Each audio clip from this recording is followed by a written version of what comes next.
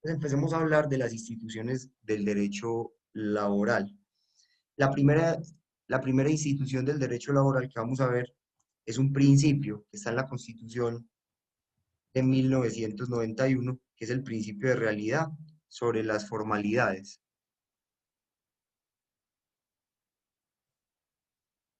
Artículo, artículo 53.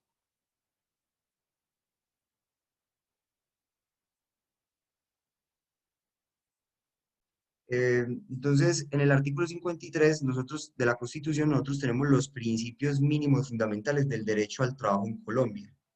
Y uno de esos principios mínimos fundamentales es el principio de primacía de la realidad sobre las formalidades establecidas por los sujetos de las relaciones laborales. Se los voy a colorear en amarillo y lo voy a agrandar.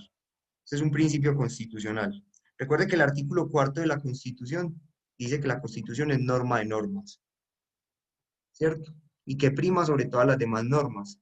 Entonces, este principio de primacía de realidad sobre las formas, ya se los voy a explicar cómo opera, es el eje en torno al cual gira todo el derecho laboral en Colombia. Si usted se aprende este principio y las consecuencias jurídicas y constitucionales que genera, va a entender todo el derecho laboral en Colombia. Lo va a entender todo en absoluto. Lo va a entender todo. Entonces, pongan mucha atención a continuación en qué consiste ese principio. Entonces, para que en Colombia exista contrato laboral, no es necesario, digo por lo que voy a decir, que el contrato conste por escrito, porque precisamente ya la Constitución está diciendo que prima la realidad sobre las formalidades. Muchas personas suelen suscribir otra clase de contratos en el papel, como por ejemplo lo serían los contratos de prestación de servicios que son de carácter civil, un contrato de arrendamiento del taxi, por ejemplo. Vea, yo le arriendo el taxi y usted me paga un canon diario de 70.000 pesos. Entonces, el contrato de arrendamiento es un contrato civil, no laboral, ¿cierto? Y bajo qué, o para qué hacen eso muchas personas, para ahorrarse, tanto jurídicas como naturales, para ahorrarse la dignificación de los derechos laborales del trabajador, para ahorrarse el pago de los derechos laborales, que son, para evadir más bien el pago de los derechos laborales, que son la seguridad social, ¿cierto? Que va en materia, más adelante veremos en salud, en pensiones, en riesgos laborales, el pago de la caja de compensación familiar y para evadir el pago de las prestaciones sociales, lo que son las primas, las cesantías, las vacaciones, ¿cierto? Porque el contrato laboral en sí trae una carga prestacional y de seguridad social, ¿cierto? Entonces dicen, como yo le hago un contrato que es de arrendamiento, no es laboral, entonces yo no le tengo que pagar cesantías, prima, vacaciones, pensión, salud, riesgos laborales. Eso es precisamente lo que pone en jaque este principio. Este principio dice que prima la realidad sobre las formas, sobre lo que haya en el papel. Es decir, los documentos firmados por las partes, así lo firme con sangre, se pinche con una aguja el dedo y lo firme con sangre, el trabajador, o lo autentique en notaría, lo haga por escritura pública, no importa, lo que prima es la realidad sobre lo que haya en el papel. Tengamos eso en cuenta. Entonces, frente a este principio, nos queda preguntarnos cuáles son los elementos de un contrato real, de un contrato laboral, cuáles son los elementos para que realmente haya un contrato laboral en Colombia. Esos elementos están en nuestra legislación, aunque vienen desde la OIT. Recuerde que la OIT es una organización tripartita, donde empleadores, trabajadores y estados construyen acuerdos democráticos. Si no llegan a un mutuo acuerdo, votan y resuelven la diferencia. Pero allá tiene presencia los empleadores, los trabajadores y los estados. Entonces, cuando yo les cite a la OIT, les estoy citando una organización donde hay un consenso entre empleadores, trabajadores y estados. No es una organización solo de trabajadores, castrochavista o comunista, o no, no, no. Es una organización donde hay un consenso entre esos tres estamentos de la sociedad. Entonces vamos a ver cuáles son los elementos primero del contrato laboral en nuestra legislación y ya les respaldo con la OIT. Listo. Vamos al Código Sustantivo del Trabajo, en el artículo 22. Ya les muestro pantalla. Ya estamos en la parte técnica de la materia para que pongan mucha atención. Y vamos a ver mucha matemática, de hecho. Entonces, para que vamos poniendo mucha atención, ya voy a llegar. Vamos a ir al artículo 23 mejor del Código Laboral, que nos habla de los elementos esenciales del contrato laboral. Elementos esenciales. ¿Cuáles son los elementos esenciales del contrato laboral? Entonces, dice la norma que se requieren tres elementos, que concurran tres elementos esenciales. De una vez les adelanto que ninguno de esos elementos es que el contrato conste por escrito. Ninguno. O sea que no es un elemento del contrato laboral que conste por escrito. Ergo o luego puede haber contrato laboral así no haya un documento material, papel firmado por las partes. Que quede eso muy claro. ¿Cuáles son esos tres elementos? Que haya una actividad personal del trabajador, es decir, realizada por sí mismo. Esto lo llamamos en la doctrina prestación personal del servicio, es decir, que haya una prestación personal del servicio. Es la actividad material de una persona natural, llamada trabajador, a favor de otro, ¿cierto? Que puede ser natural o jurídica, porque el empleador puede ser persona natural o jurídica, ¿cierto? Puede ser individuo de la especie humana o puede ser un ente abstracto de creación legal, como lo es una persona jurídica. Pero el trabajador siempre va a ser una persona natural. Yo no puedo contratar al Éxito para que me haga pues para que como trabajador me haga, no sé, me fabrique unas telas. Que eso es una entidad abstracta. La persona jurídica es una entidad abstracta. El trabajador siempre va a ser persona natural. El empleador puede ser natural o jurídica. Claro eso. Entonces, el primer elemento, la prestación personal del servicio. Segundo elemento del contrato laboral, que exista una subordinación o dependencia. Una de las características fundamentales, inexorables del contrato laboral es la subordinación. ¿En qué consiste la subordinación? La subordinación es una facultad legal que le permite al empleador asignarle al trabajador, es una facultad legal que le permite al empleador asignarle al trabajador tareas, funciones, modalidades de ejercer la labor, tiempos, maneras, reglamentos. Vuelvo y repito, tareas, funciones, modalidades de ejercer la labor, tiempos, reglamentos, cantidad y calidad del trabajo. Otro, muy importante, otro, horario, horario. Todo ello dice el código sin que respete la dignidad ni los derechos mínimos del trabajador, en concordancia con los tratados internacionales sobre derechos humanos, convenios del trabajo, ¿cierto? Que también, vamos a ver, tienen primacía en nuestro ordenamiento jurídico. Entonces, el segundo elemento es la subordinación.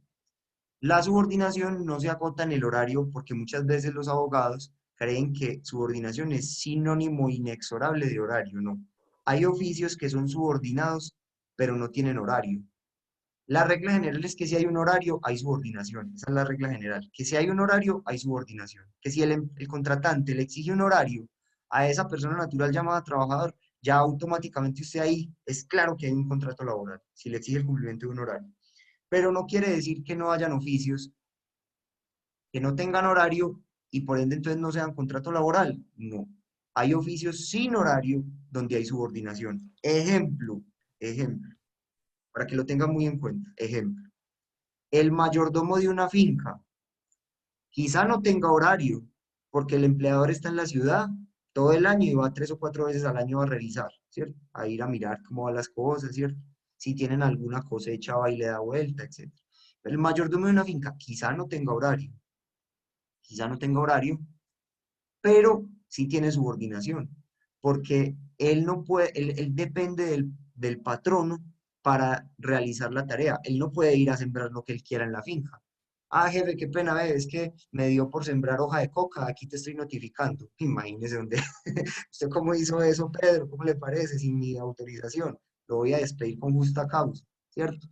Ah, jefe, qué pena, ve, aquí estoy arrendando la finca para hacer minitecas de explotación sexual infantil. ¿Cómo así, Pedro? ¿Cómo hizo eso sin mi autorización, etcétera? Mire que hay oficios que quizá no tengan un horario porque quizá el mayordomo no se levanta todos los días a la misma hora, ni termina la jornada laboral a la misma hora. Eh, pero ese oficio es subordinado. ¿Por qué? Porque hay una falta de autonomía. Entonces, para que lo copien ahí en sus cuadernos, subordinación significa falta de autonomía en quien presta el servicio. Falta de autonomía en quien presta el servicio. Eso es lo que auténticamente significa subordinación. Otro ejemplo de oficios que son subordinados aunque no tengan un horario. Por ejemplo, el del taxista. El taxista quizá no tenga un horario, simplemente el dueño del carro le dice, y la empresa le dice, vaya, liquídele 70.000 pesos diarios al dueño del carro, ¿cierto? La empresa donde está afiliada el vehículo o el dueño del carro. Eh, Tráigame 70.000 pesos diarios, señor José, y usted verá en qué horario lo trabaja. Puede que no tenga un horario, pero es subordinado. ¿Por qué?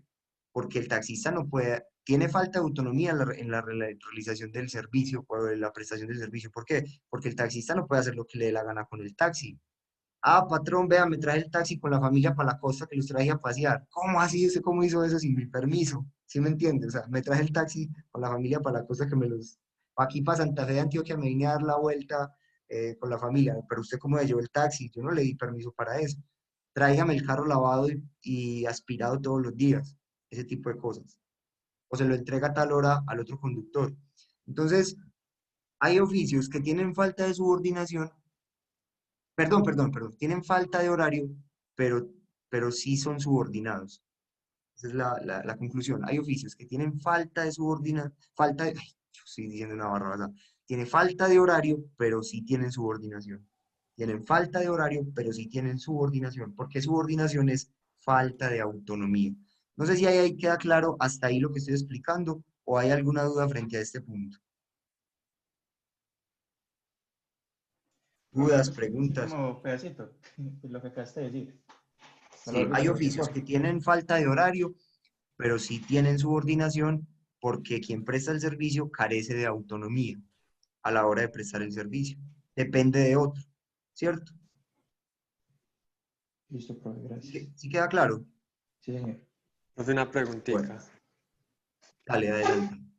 Entonces, en esos casos, ¿cómo se llegaría a liquidar un trabajador si no se Ah, tiene sí, un horario fijo? eso lo vamos a ver. Lo vamos a ver, se presume la jornada máxima legal. De Se ocho presume la horas. jornada, claro, se presume la Ah, jornada, listo. porque ya vamos a ver que hay una presunción de contrato laboral. ¿Listo? Ah, listo, profe. Bueno, Profe, y además, yo- adelante, adelante. qué pena, profe, lo que pasa es que hay el tema de la subordinación, pues con la definición que usted nos da, que realmente es una falta de autonomía. Eso. Entonces, eso nos riñe mucho con los tipos de contrato de prestación de servicio actualmente, porque es que uno ve, por Total. ejemplo, que una empresa de ingeniería eléctrica, un prestador de servicio a un ingeniero eléctrico y le dice, no, pues venía a la hora que puedas, pero tenés que usar estos materiales, tenés que usar esta herramienta, tenés que hacer esto así, así, así, y esas son las condiciones que nosotros te ponemos. Juan, Entonces, Juan, entonces va, yo le respondo, que ya le cogí ya le tomé la inquietud. Entonces, el tema es el siguiente, vamos a tener esto claro. Así como en Colombia el homicidio es un delito, pero todos los días matan 200 o 300 personas, no quiere decir porque que en la realidad no se respete el homicidio, la norma que prohíbe el homicidio, entonces el homicidio sea legal, ¿cierto? Así mismo va a pasar con el derecho laboral. No porque en la realidad se viole el derecho laboral, quiere decir que las normas del derecho laboral estén, digamos, derogadas. Es decir, la realidad no es la que me determina qué es lo jurídico, sino que lo jurídico, la realidad se tiene que ajustar a lo jurídico, porque esos son precisamente los parámetros que definió el legislador. Entonces, si un empleador o un contratante no respeta los derechos laborales, se va a arriesgar a ser demandado. Ya les muestro una sentencia de la Corte Suprema sobre la materia.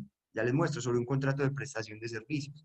El último elemento, un salario como retribución del servicio, una contraprestación económica por la realización del servicio. Ojo con lo que voy a decir. El contrato laboral, como no tiene un requisito de solemnidad, es un contrato que es de carácter consensual. Consensual. Si ustedes vieron derecho civil personas uno o derecho civil personas 2, ustedes ya saben que es un contrato consensual. Ya les muestro el Código Civil. Un contrato consensual es el que se perfecciona por el mero acuerdo de voluntades. Si A y B se ponen de acuerdo sobre estos 3 puntos, hay contrato laboral. Ojo, no quiere decir que tenga que estarse verificando ya estos 3 puntos en la realidad, sino que si A y B se ponen de acuerdo, vea, Pedro, usted va a hacer el oficio de mensajero, lo está llamando, ¿cierto? Pedro, usted va a hacer el oficio de mensajero. Va a tener un horario de 8 horas y yo le voy a dar la moto, o usted la pone, y se va a ganar el mínimo mensual. ¿Usted acepta? Y Pedro le dice por teléfono, sí, jefe, yo acepto. Listo, ya hay contrato laboral, porque es consensual. Basta que haya un acuerdo de voluntades sobre los 3 puntos. Ahora, queda aprobarlo, porque fue verbal, queda aprobarlo, pero ese es otro tema distinto. ¿Cómo se puede probar? En Colombia hay libertad probatoria para probar diferentes hechos. Entonces, podrá probarlo con testigos, podrá probarlo con documentos, con chats de WhatsApp que son documentos. La Corte Constitucional ha considerado que los chats de WhatsApp son indicios probatorios, ahora les muestro una sentencia. O sea, ojo, no me confundan el contrato con la prueba del contrato. Una cosa es entrar a la tarea de probar que hubo contrato y otra cosa es que el contrato exista o no exista. El contrato existe, solo que nos tocará realizar una tarea probatoria, aunque lo cierto es que si ya se empezó a ejecutar el contrato, si ya se empezó a ejecutar el contrato, si ya, sin que haya nada en el papel, si ya Pedro está prestando el servicio y el empleador no le paga el salario, no le paga las prestaciones, entonces Pedro lo demanda, pasa lo siguiente. Se aplica la presunción del artículo 24. Si en la contestación de la demanda el empleador dice, no, yo sí reconozco que él prestó el servicio, pero él no tenía ningún contrato conmigo, dice eso en la contestación de la demanda. Yo reconozco que él sí prestó el servicio, pero él no tenía ningún contrato conmigo, dice el empleador. Pues si el empleador reconoce que hubo prestación de servicio, o si Pedro lo puede probar, se presume que hay contrato laboral, dice el artículo 24 del Código. Dice, presunción, se presume que toda relación personal de trabajo está regida por un contrato de trabajo. Entonces, ¿qué significa esta presunción? Si el empleador en la contestación de la demanda dice, mire, él sí prestaba el servicio, pero no con contrato laboral, sino que yo le hice un contrato de prestación de servicios, por ejemplo, ¿cierto? O dice, no, yo no le hice nunca ningún contrato, pero él sí prestó el servicio. El solo hecho de que reconozca que hubo una prestación personal del servicio, de mensajería, en este caso, invierte la carga de la prueba, para que sepan, invierte la carga de la prueba. Será al empleador al que le toque probarle al juez que no había contrato laboral. Es decir, que en esa realidad no se presentaron estos 3 elementos que acabamos de ver. Que no había subordinación, que Pedro contaba con total autonomía, que no tenía que cumplir horarios, que no tenía que rendirle cuentas de la cantidad y calidad del trabajo, que no tenía que cumplir reglamentos. Pero esa carga de la prueba está en el empleador. Si el empleador no le ofrece al juez una prueba de suficiente entidad, de suficiente peso, que desvirtúe la presunción, el juez lo debe condenar porque precisamente para eso es la presunción. ¿Condenar a qué? A declarar que hay contrato laboral y a pagarle las prestaciones. Haga de cuenta, se los va a poner en este escenario. ¿Qué es una presunción? Primero intentamos entonces qué es una presunción. Una presunción es un fenómeno de la lógica humana, por el cual a partir de un hecho probado se entiende otro hecho que no está probado. Eso es una presunción. A partir de un hecho probado, fehaciente, podemos entender o inferir otro hecho que no está probado. Entonces, a partir del hecho probado, la mujer lo está viendo, que el marido le llegó a la 1 de la mañana llena de labial y de un perfume extraño, lleno de labial, perdón, en la cara, vea, lleno de labial, todo pintoreteado, y de un perfume extraño, y llegó a la 1 de la mañana, muy por encima del horario ordinario que llegaba a la casa. Ella ya presume que hubo una infidelidad, sin necesidad de ella haberlo visto con las manos en la masa. Eso es una presunción, un fenómeno de la lógica humana, a partir del cual un hecho probado hace que se infiera como probado otro hecho que no lo está. Entonces, asimismo, ojo pues en lo que consiste esta presunción. Esta presunción implica que a partir de que se reconozca o se pruebe que hubo una prestación del servicio, ya se entiende que lo que hubo fue un contrato laboral. ¿Qué le toca al empleador? Si quiere exonerarse de tener que asumir toda la carga prestacional y laboral por la que lo van a condenar. Si se quiere exonerar tiene que demostrar que no había subordinación, pero es el empleador. Si el empleador no lo demuestra, se presume que la hay. Si el empleador no lo demuestra, el juez lo condena a pagarle todos los derechos laborales al trabajador en el marco de un contrato laboral que se llama contrato laboral realidad. Realidad. Lo mismo pasa con el marido y la mujer. Si el marido no le ofrece una prueba de suficiente peso para demostrar que no le fue infiel, ella le va a pedir el divorcio. Lo va a condenar. ¿Sí me hago entender? No sé si entienden mi analogía. ¿Se entiende o hay preguntas o inquietudes hasta ahí? Me disculpan la analogía, pero tengo que apelar a este tipo de ejemplos como para poder que se haga la Pues, profundización del entiende. tema. ¿Aló? Sí se entiende. Bueno, perfecto. El código es muy claro en decir esto. Ojo, pues, y ya les voy a mostrar una sentencia de la Corte Suprema de un caso particular. El código en el mismo artículo que venimos viendo, que es el 23, dice, una vez reunidos los tres elementos de que trata este artículo, se entiende que existe contrato de trabajo y no deja de serlo por razón ni del nombre que se le dé, ni de otras condiciones o modalidades que se le agreguen. O sea, ipso iure, de pleno derecho, cuando concurren esas tres circunstancias, no sé por qué se me quitó de Word, allá, allá. Cuando concurren esas tres circunstancias de pleno derecho, ipso iure, se entiende que hay contrato de trabajo. No es necesario que conste por escrito. Mira que en ninguna parte dice que es elemento del contrato laboral que conste por escrito. Mira, solo son los tres elementos, A, B y C, que los podemos resumir así. Prestación, pues yo lo voy a decir en desorden. Subordinación, remuneración y prestación personal del servicio. Lo mismo. Subordinación, remuneración, que está en verde, y prestación personal del servicio. Esos son los tres elementos del contrato laboral, de la esencia. Subordinación, remuneración y prestación personal del servicio. Salario es la remuneración. Salario viene de sal. En la antigua Roma a los legionarios les pagaban con sal, aunque usted no lo crea, porque la moneda era muy difícil de conseguir pues en cuanto al metal, no existía la producción industrial que hoy hay en las minas.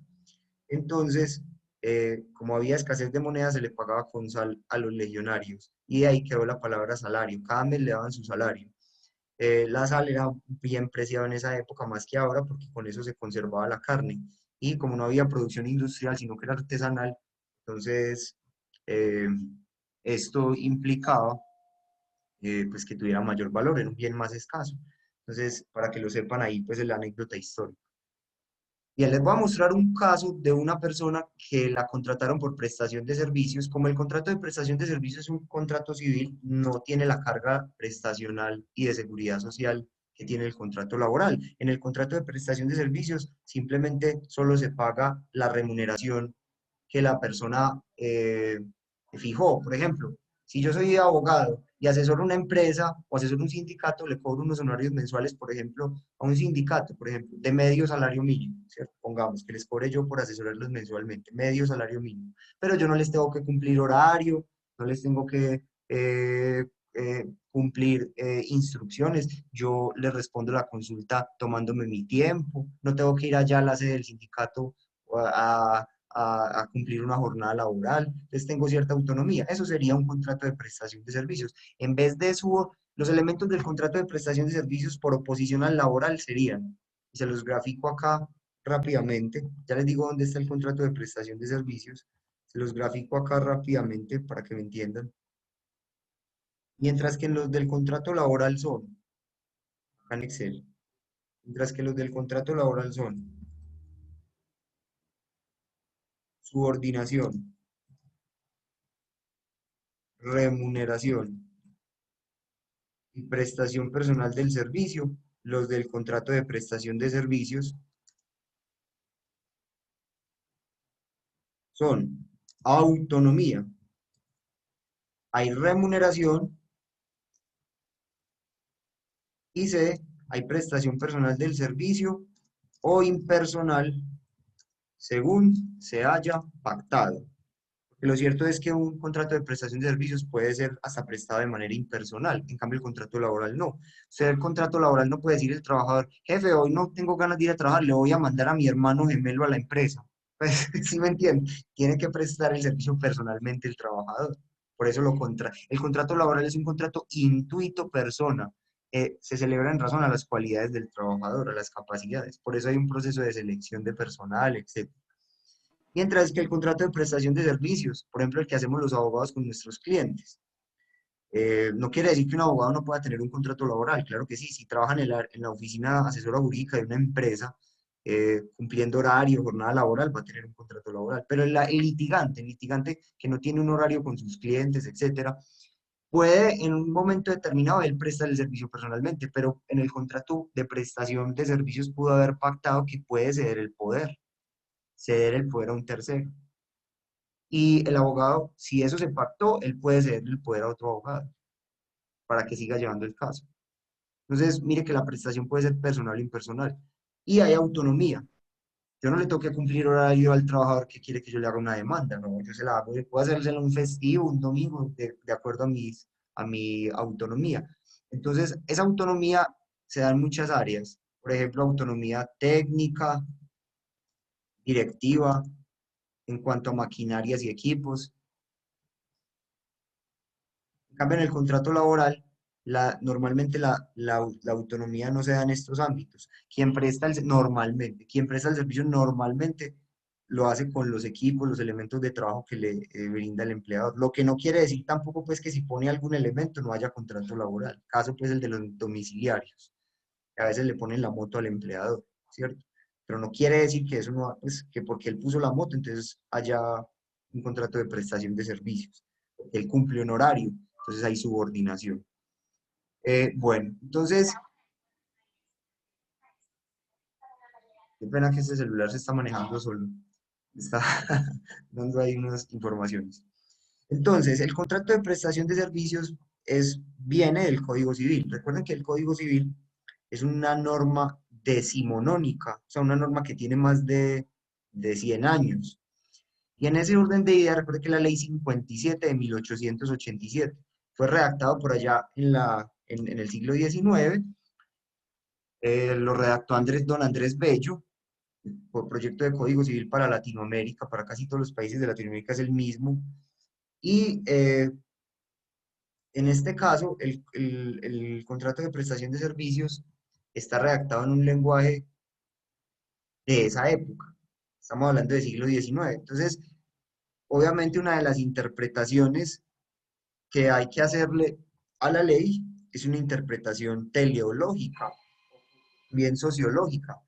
Estamos en el siglo XXI, entonces hay que interpretar esas normas a hoy, ¿cierto? Don Andrés Bello lo llamaba, este es nuestro Código Civil, lo llamaba el contrato de prestación de servicios, lo llamaba arrendamiento de servicios inmateriales. Es decir, como que esa persona arrienda su servicio a otro, arrienda un servicio, puede ser de odontología, jurídico, de asesoría, ¿cierto? Entonces, está regulado el contrato de prestación de servicios en los artículos 20, 63 y siguientes del Código Civil. Es un contrato civil, que quede muy claro. Como el contrato de prestación de servicios es un contrato civil, no genera las consecuencias de un contrato laboral. ¿Cuáles son las consecuencias de un contrato laboral? Pongámoslas acá.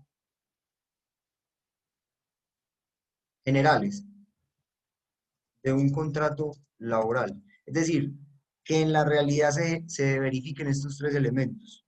Recuerde que el contrato laboral no tiene que constar por escrito, solo que en la realidad se verifiquen estos tres elementos. Si usted ve una persona que cumple un horario en un negocio, en un establecimiento de comercio, que entra a tal hora y sale a otra hora, y usted la ve prestando un servicio, ¿usted qué debe presumir? ¿Que hay contrato de prestación de servicios o que hay contrato laboral, según lo que les acabé de enseñar? Contrato laboral. Laboral. ¿Por qué debe presumir que hay contrato laboral? ¿Qué norma lo dice? Según los elementos esenciales del contrato laboral, Pero recuerde, que pero ni siquiera vaya hacia ese análisis, recuerde, artículo 24, se presume que toda relación personal de trabajo está regida por un contrato laboral. El solo hecho de que usted vea que alguien está realizando un trabajo, usted debe presumir que hay un contrato laboral. Ahora, en el marco de un proceso laboral, ¿eso cómo se genera? Ya les expliqué. Si el empleador en la contestación de la demanda reconoce que hubo una prestación personal del servicio de ese trabajador, pero que no lo hizo bajo el marco de un contrato laboral, por ejemplo, igual se presume que hay contrato laboral y le toca desvirtuar los elementos de existencia con pruebas protuberantes. ¿Por qué? Porque desde que se acredite la prestación personal, se desata la presunción. Desde que se acredite la prestación personal del servicio, se desata la presunción, lo que invierte la carga de la prueba. Ahora, claro que sí, usted puede ver esa persona que entra a las 8, sale a las 5 de la tarde. Ya ahí usted está viendo el elemento de subordinación. Usted ni siquiera le ha preguntado si gana o no dinero, pero es algo razonable que esa persona no vaya a estar trabajando de gratis todos los días en ese establecimiento. Y usted ve que presta ella el servicio.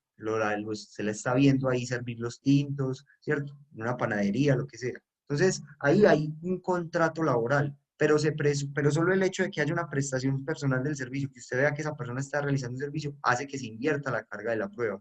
Es al empleador al que le toca demostrar con pruebas protuberantes que no hay subordinación, sino que hay autonomía.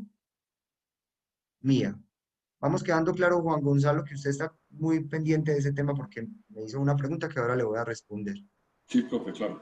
Bueno, Hasta hay ahora varias bien. O sea, consecuencias tengo algunas y adelante. preguntitas, pero me imagino no, pero me imagino que en el transcurso de la materia, porque por ejemplo en el tema, Claro, si uno se pone a ver la diferencia entre contrato laboral y contrato de prestación de servicios, realmente ahí el punto va a ser la subordinación y la autonomía, o sea, porque mire que exacto, ese es el punto clave.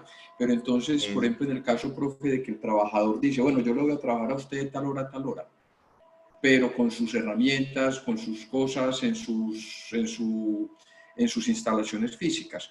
El trabajador, digamos, tuvo una autonomía ahí de escoger su horario, pero con unos elementos que rayan en la subordinación. Entonces, a la final, exacto. profe, que No se porque es que presume vea, entonces, es que vamos al 24 otra vez, ¿o qué? exacto, sí, pero no solo eso, sino que es que, vea, es que el contrato laboral es un contrato que, entre comillas, es de libre discusión. Entonces, si discutieron el horario mutuamente y llegaron a un acuerdo sobre el horario, eso no quiere decir que no haya horario. ¿Sí me entiende? O sea, hay subordinación. Lo que pasa es que el contrato laboral, entre comillas, es de libre discusión, no es de adhesión. Lo que pasa es que en la práctica, la capacidad de, porque yo lo pongo entre comillas, porque la capacidad de discusión del trabajador está reducida, porque el trabajador está aguantando hambre en la casa y si no trabaja no come. Pues ahí Marx tenía razón. El obrero lo único que tiene, no tiene ni capital ni tierra, lo único que tiene es su fuerza de trabajo para arrendarla a terceros y poder procurarse la subsistencia. Entonces, esa situación de no tener ni tierra ni capital, sino solo su fuerza de trabajo, hace que su capacidad de discusión en un contrato esté reducida. O sea, yo no, yo por ejemplo, en muchos términos, como lo hacen todos los socialdemócratas, toman puntos de la teoría de Marx que consideran que son válidos, pero se alejan de otros que consideran que no son válidos. Por ejemplo, la tesis de la dialéctica es evidente. Yo no puedo decir que los intereses de los patronos o de los obreros son los mismos. Eso sería hacer lo que hace el fascismo. ¿Qué hace el fascismo? Si ustedes leyeron el artículo, y les mando otro para que lo lean también y enriquezcan culturalmente su contenido. Dice, no, acá no hay lucha de clases, todos somos Alemania, la raza superior. No, acá no hay lucha de clases, todos somos España, viva España, decía Franco. No, acá no hay lucha de clases, viva Italia, decía Benito Mussolini. Pero en la práctica, ilegalizaron los sindicatos, ilegalizaron los partidos políticos que defendían los derechos de los trabajadores y introdujeron leyes supremamente favorables a los patronos. Tanto era así que un patrono podía despedir por mera sospecha a un trabajador, mera sospecha de que cometió una falta en la Alemania nazi. Yo tengo un artículo que se llama Ubicación del fascismo de la Alemania nazi dentro del espectro político de la extrema derecha. Ahorita se los mando al WhatsApp para que lo lean, junto con el de socialdemocracia, para los que no lo han leído. Y en ese artículo yo cuento varias anécdotas de cómo era el derecho laboral en Alemania durante el Tercer Reich, durante la época de los nazis, para que ustedes vean cómo los nazis se comportaron en la práctica como un movimiento totalmente favorable a los intereses de la burguesía más reaccionaria de Alemania, que no querían ningún derecho laboral para los trabajadores. Lo primero, Hitler decía, todos somos Alemania, en el manifiesto de él, que es Mein Kampf, mi lucha. Todos somos Alemania, no debe haber lucha de clases. El Estado le asignará a cada uno el papel que debe cumplir en la sociedad. a los empleadores y a los trabajadores. Pero entonces decía, todos somos Alemania, pero en la práctica eliminaba a los sindicatos y eliminaba a los trabajadores que protestaban por mejores condiciones laborales, los mandaba para los campos de concentración. Entonces eso, lo que hacía el fascismo es una falsa ilusión de unidad, donde no la hay. Realmente, qué podemos decir? Estamos condenados al conflicto. Muy bueno porque por eso necesitamos abogados, para que resolvamos los conflictos. El conflicto nunca se va a acabar. Pero podemos ser civilizados y reconducir el conflicto, podemos reconducir el conflicto, la dialéctica de clases, la podemos reconducir a la vía democrática. Mire qué tan bonito eso, porque eso implica decir que podemos ser civilizados en medio del conflicto y decir, bueno, entonces en el Parlamento lo resolvemos, según las mayorías. También, si tenemos un conflicto obrero-patronal, lo resolvemos en equidad, a través de un tribunal de arbitramiento que va a fallar en equidad, lo justo y lo equitativo, para que se resuelva ese conflicto obrero-patronal. Entonces no nos tenemos que matar, el que tenga el hacha más grande. Eso implica reconocer el valor ético de la dignidad humana. Bueno, sigamos más adelante para no irnos perdiendo. Entonces, consecuencias de un contrato laboral. Entonces tenemos las prestaciones sociales como primer elemento. Esto tiene un costo. Tenemos la seguridad social.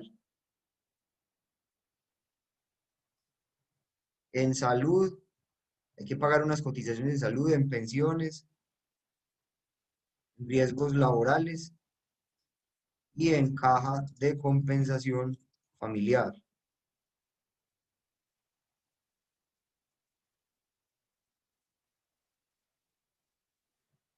Entonces, esto no se genera en el contrato de prestación de servicios.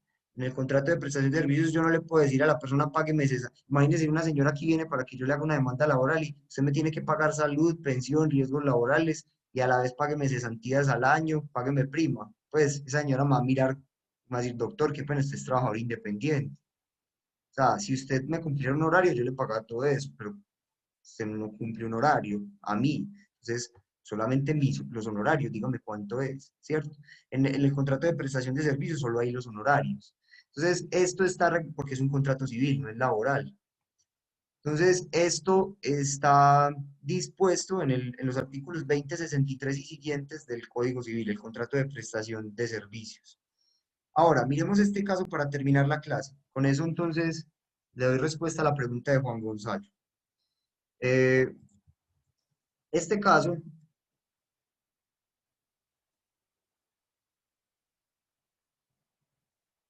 les voy a mostrar es una sentencia con radicado SL 15.507 de 2015. SL 15.507 de 2015. Corte Suprema de Justicia, Sala de Casación Laboral, tomen nota por favor del radicado, la pueden consultar en internet. Y el caso es el siguiente. El caso es de una trabajadora que se llama Marta Villamil Herrera contra el Club de Ingenieros de Bogotá. Marta Villamil, el Club de Ingenieros es un club de empresarios, estrato 6, pues allá de Bogotá, que pues, obviamente mensualmente hacen unos aportes para el club, y es un club estrato 6 pues muy lujoso. Entonces Marta Villamil trabajó como administradora de este club entre el 16 de enero de 2002 hasta el 23 de diciembre de 2004. Por favor, tengan muy presente en sus notas estos extremos temporales. Anoten, por favor, porque ahora lo vamos a necesitar. Tengan en cuenta esos extremos temporales en que ella trabajó entre el 2002 y el 2004. Lo que pasa es que a ella le hicieron un contrato de prestación de servicios, ¿cierto? Le hicieron un contrato de prestación de servicios renovable cada año. Era contrato de prestación de servicios cada año, ella era la administradora del club. Entonces ella, en el 2004 le dijeron, no le vamos a renovar más el contrato de prestación de servicios. Ya se venció, llegó diciembre, no se lo vamos a renovar más. Entonces ella, ¿qué hizo? Demandó al club de ingenieros para que se declare, mire, pretende que se declare la existencia de un contrato de carácter laboral entre las partes. O sea, ella dice, mire, yo no tenía ningún contrato de prestación de servicios, yo tenía un contrato laboral realidad. ¿Por qué? Porque yo cumplía horario, yo no tenía autonomía. Además, había una remuneración y yo prestaba el servicio, los tres elementos. ¿Estamos de acuerdo? En la contestación obviamente, mire, no fue afiliada a la Seguridad Social, porque el empleador que decía, no, es que como yo le hice un contrato de prestación de servicios, entonces no hay lugar a las prestaciones sociales. Mire cómo dice que ella en la demanda dice que el empleador no le pagó prestaciones ni la afilió a la Seguridad Social. Claro, porque el empleador decía, no, yo tengo un contrato de prestación de servicios con ella y eso no genera esas cargas. Pero como ella está pidiendo que se declare el contrato realidad, será tarea de los jueces determinar si le asiste o no la razón, si realmente ella sí tenía un contrato realidad o no. Entonces, ella dice lo siguiente. En respaldo a sus reclamaciones, la actora afirmó que laboró para el Club de Ingenieros desde el 16 de enero de 2002 hasta el 23 de diciembre de 2004 en el cargo de gerente general. A pesar de que el contrato que suscribió se denominó de prestación de servicios, en la realidad este no se tipificó, dado que por la esencia del cargo y las funciones inherentes a él, se configuró en la realidad la existencia de un contrato de trabajo y bajo esa modalidad se ejecutó. O sea, ya está alegando, mire, yo en la realidad tuve los tres elementos: subordinación, remuneración y prestación personal de servicio. Yo carecí de autonomía. Puso que en el desarrollo del objeto de su vinculación se encontraba dentro de sus funciones asignadas la administración y el funcionamiento del club, el manejo de las áreas administrativa, operativa, técnica, financiera, económica, comercial, lo que implicó ejercer el control de las funciones del personal y de las áreas de trabajo, el control de gastos, la elaboración, seguimiento y control de cumplimiento del presupuesto, el manejo de cuentas bancarias, la definición de políticas de cobro y recuperación de cartera, el control de compras y proveedores, la verificación de las actividades del personal, la supervisión de ventas, la formulación de estrategias dirigidas a incrementar el número de socios y la rendición de cuentas. Hombre, si para hacer todas estas funciones usted no tiene que dedicar tiempo completo, no estamos en nada. ¿Sí me está entendiendo? O sea, es claro que hay una subordinación, una dependencia de ella total frente a esa labor, ¿cierto? O sea, ella estaba entregada totalmente a esa actividad con subordinación, ¿cierto? Manifestó el horario, decía que cumplía un horario de lunes a viernes de 8 a 6 p.m. y aclaró que los sábados debía asistir con el fin de encargarse de los eventos del club. Ahora, en la contestación de la demanda, el club que dijo, sí, yo reconozco que ella me prestó el servicio de gerente, pero no frente a un contrato, no en la modalidad de contrato laboral, sino, como dice en el papel, firmamos un contrato de prestación de servicios. Esa contestación, así como la hizo el club, va a implicar que el club tenga que asumir la carga de probar que no había subordinación, sino que había autonomía. Y si no le ofrece a la corte una prueba con suficiente peso, una prueba con suficiente peso que permite inferir que ahí sí había autonomía y no subordinación, la corte los va a condenar, porque recuerde que hay una presunción, ¿cierto? De hecho, el club no logró inferir, no logró demostrar que no había, pues no logró demostrar que había autonomía, no logró demostrar que había autonomía, sino que más bien inclusive ella, también con otras pruebas que aportó, documentales, fortaleció esa presunción, porque ella aportó correos electrónicos donde le exigían el cumplimiento de horario, donde le exigían la entrega de informes periódicos, donde le decían que tenía que cumplir tales funciones. Entonces, se veía a todas luces que las instrucciones se las daba la junta directiva del club. Entonces, no tenía autonomía para desarrollar la labor, sino que dependía de la junta directiva para desarrollar su labor. Entonces, todos los correos que le enviaba la junta directiva del club muestran que ella obedecía instrucciones. Y la autonomía implica no obedecer instrucciones, usted realizar el oficio de acuerdo a sus propios criterios, a su propia conciencia, como lo del abogado con el cliente. El cliente no es el que me va a decir a mí cómo hago la demanda y qué teorías jurídicas yo voy a vaciar en la demanda. Ya vamos a terminar. Esas las elaboro soy yo, ¿cierto? El cliente no es el que me dice a mí qué tesis jurisprudencial voy a meter en la demanda. Mientras que a ella la junta directiva del club sí le daba todas estas instrucciones. Eso mostraba aún más la dependencia. A ver, ella estaba respaldada por la presunción, porque el club contestó diciendo que sí había prestación personal del servicio, por ende el club le tocaba demostrar que no había subordinación, sino autonomía. Pero aún así su abogado fue tan inteligente que no se confió en la presunción. No adoptó una actitud de pereza probatoria por el hecho de tener una presunción, sino que también el abogado decidió aportar más pruebas para fortalecer el proceso. Tengan eso en cuenta. Ahora, ¿cuál fue la condena? Miremos la condena. Yo luego les explico porque ya no me va a dar tiempo de dónde sale esta condena, pero vamos mirando la condena. Pues ya luego les explicaré en detalle la próxima clase. Por prestaciones sociales no pagadas, en ese periodo que les dije que elaboró, la Corte declaró que hubo contrato laboral realidad y que ese contrato de prestación de servicios que firmaron no tuvo validez, porque atenta pues contra lo que ya vimos del Código Sustantivo y la Constitución, el principio de realidad sobre las formas. Por prestaciones sociales nos condenó a pagar 24.903.000 pesos. Trayendo a valor presente ese dinero, se subió 1 millón de pesos más por la inflación, o sea, en total como 26 millones de pesos. Pero eso no es nada, estas son las prestaciones sociales que no le pagaron, cesantías, primas, aquí ven primas, intereses a las cesantías, vacaciones. Eso no es nada, esos 24 millones de pesos en esta demanda es lo de menos. Vamos a ver que en Colombia, y ya con esto terminamos, el derecho laboral trae unas sanciones moratorias por no pagar a tiempo las prestaciones sociales, que van a favor del trabajador esas sanciones moratorias. Entonces, en este caso esas sanciones moratorias, ¿a cuánto ascendieron? Que pues luego les explicaré cómo se liquidan. Vamos a ver mucha matemática durante todo el semestre.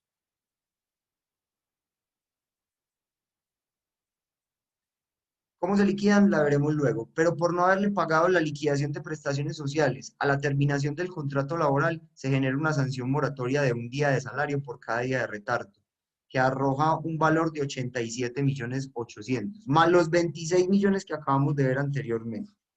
¿Cierto? Ella ganaba un salario de 3 millones. Mire, una liquidación sencillita, que era póngale que era de 5 o 6 millones de pesos, lo que se le devolvió a la empresa, por no haberle reconocido las prestaciones. La Corte los condenó a pagar, por un lado, 87 millones de sanción moratoria por no haberle pagado a tiempo las prestaciones y intereses moratorios por valor de 40.900.000. O sea, por un lado ya teníamos 24.900.000, 1 millón de indexación, 87 millones por no pagarle a tiempo las prestaciones, intereses moratorios por valor de 40 millones. O sea, ya esta demanda arrojó un resultado económico de más de 200 millones de pesos. Y hay otra sanción que va a condenar la Corte al club de 79 millones por no haberle pagado las cesantías a tiempo. Más adelante les explico cómo se liquida todo esto, eso es lo que vamos a ver en el semestre, todas las liquidaciones matemáticas. Pero miren, por usar, Juan Gonzalo, por usar un contrato de prestación de servicios, para ocultar una relación laboral realidad de fondo, el costo económico que se le fue al club, producto de este proceso judicial. Estamos hablando de más de 200 millones de pesos si sumamos todas estas cuantías. Que para ese club de ingenieros eso es una miniedad, eso es como quitarle un pelo a un gato, pues porque eso es un club de estrato 6, allá las cuotas de participación son muy altas, pues por estar en ese club. Es un club muy reconocido en Bogotá. Si no le pagan este dinero, ¿qué hace el abogado? Embarga las cuotas del club o los bienes inmuebles del club para poder satisfacer los derechos laborales de su cliente. Pero ya se ganó la sentencia, ¿cierto? Entonces, ahí vemos el peligro de usar contratos de prestación de servicios para evadir una relación laboral realidad de fondo. No estoy diciendo que el contrato de prestación de servicios no sea válido. Sí es válido, pero tiene que haber una verdadera autonomía, porque si no, va a demandar el trabajador y muy probablemente va a ganar. Recuerden que se invierte la carga de la prueba. Esa inversión de la carga de la prueba. Recuerden la analogía del marido que llega a la 1 de la mañana con labial y perfume, donde la mujer. Esa es la inversión de la carga de la prueba. ¿Qué le va a tocar hacer a ese marido? No es la mujer la que tiene que probar que estaba haciendo el marido. Es él el que le tiene que probar que no estaba haciendo el infiel. Porque ya esa sola situación le genera una presunción de infidelidad. Entonces, asimismo, cuando se reconoce la prestación personal de servicio, no es el trabajador el que tiene que probar que hubo subordinación, sino que será el empleador el que tiene que probar que no hubo subordinación y por ende que hubo autonomía. No es el trabajador que tiene que probar que hubo subordinación, no es el trabajador quien tiene que probar que hubo subordinación, sino que será el empleador el que tenga que probar que hubo autonomía para desvirtuar el contrato laboral. Bien, no sé si ese último punto se entendió para que terminemos la clase. Voy a volverlo a repetir. No es el trabajador el que tiene que probar que hubo subordinación, elemento indispensable del contrato laboral, sino que es el empleador el que tiene que probar que hubo autonomía. Si no lo hace, lo condenan. Bueno, dejemos por hoy hasta ahí. Esa última regla espero que haya quedado clara. ¿Se entendió la clase de hoy o no se entendió? Sí, profe, muy bien, muchísimas gracias. Bueno, yo esta clase la voy a subir al canal. Muy Listo, bien. profe. Muchas gracias, Bueno, profe. Muchas Hasta gracias. luego. preguntas, Profe, inquietudes. gracias. Feliz resto de Hasta día. luego, gracias. Perfecto. Luego, Si hay profe, alguna gracias. pregunta, la puedo resolver.